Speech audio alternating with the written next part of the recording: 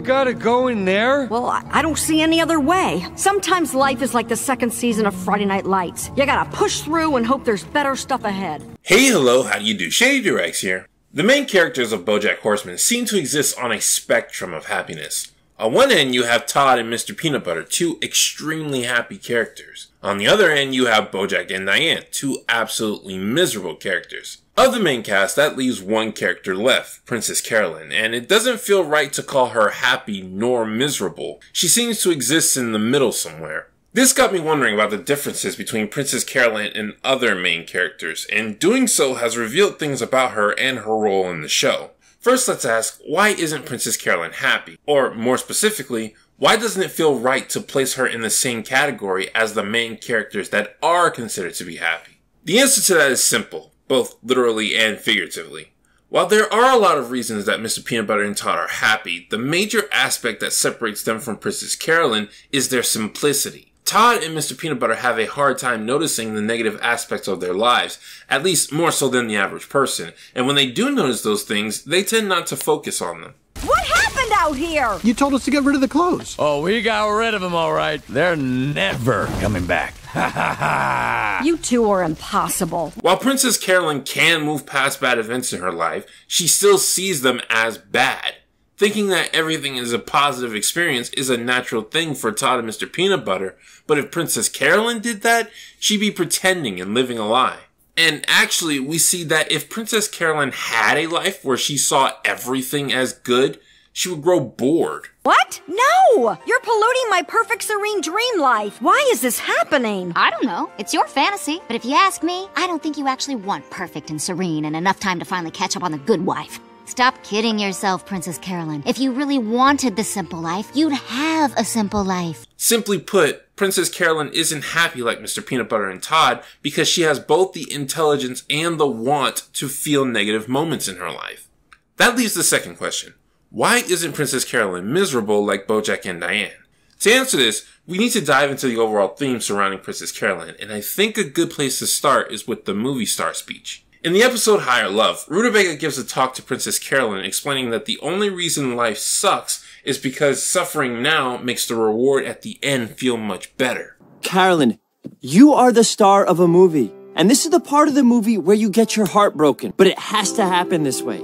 Otherwise, the end of the movie, when you get everything you want, won't feel as rewarding. It's never been about them. All this time, the movie's been about you. This looks into Princess Carolyn's theme as a character and what separates her from Bojack and Diane. When Princess Carolyn comes across a problem in her life, she has a very specific philosophy that she repeats. Princess Carolyn. It's okay. You know me. I always land on my feet. We just gotta keep ticking. She believes that there is no problem that happens to her that she can't bounce back from. It's a very similar mindset to what Mr. Peanut Butter has, but the key difference is that Mr. Peanut Butter already sees most bad situations to be good, while Princess Carolyn sees them as ones she can make good with a little or a lot of hard work. Why did you even call me here? Because you're Princess Carolyn and you can fix anything. Okay, that's true. Going back to the question, the reason Princess Carolyn isn't miserable is because she believes she has the power to make her situation better. She has hope.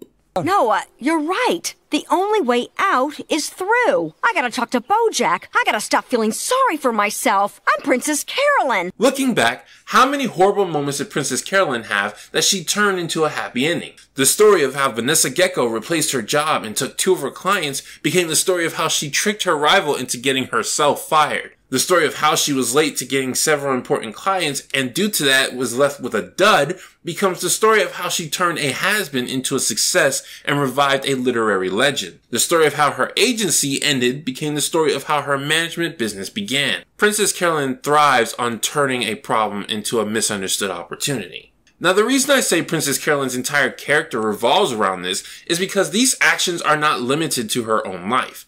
How many times has Princess Carolyn taken one of the main characters who were currently down and gave them hope? Rutabaga and I are starting a new agency. I want you to come on board and write celebrity tweets. Mr. Peanut Butter, how would you like to be the host of J.D. Salinger's new celebrity game show? Good news, you're back in my stable and I got you the lead in a romantic comedy. That's essentially what Princess Carolyn brings to the show as a whole. She's a beacon of hope, whether to herself or to other characters.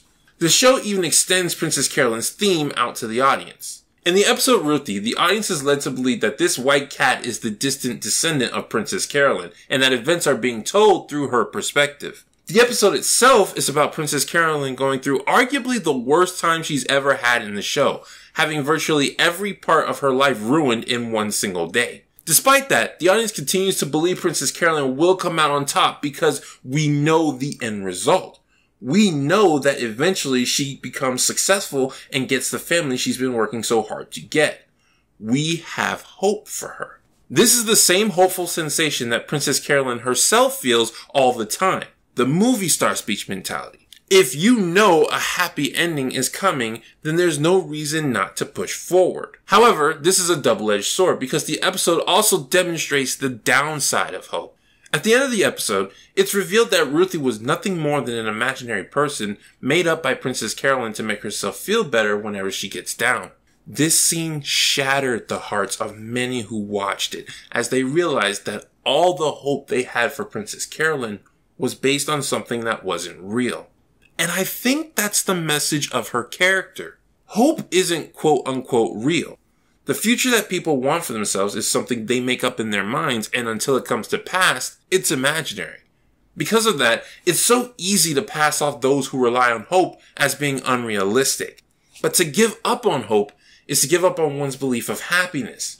Princess Carolyn can't always make her visions of the future come true, but as long as she keeps envisioning them and believing they are possible, she can at least separate herself from those who are miserable, because unlike them, she believes she has a chance.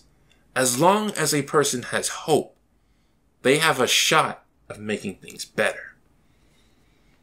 This has been Shady Doorags. So long, farewell, Avita goodbye. You want to know what I do when I have a really bad, awful, terrible day? I imagine my great-great-great-granddaughter in the future talking to her class about me. She's poised and funny and tells people about me and how everything worked out in the end. And when I think about that, I think about how everything's going to work out. Because how else could she tell people? But it's fake. Yeah, well, it makes me feel better.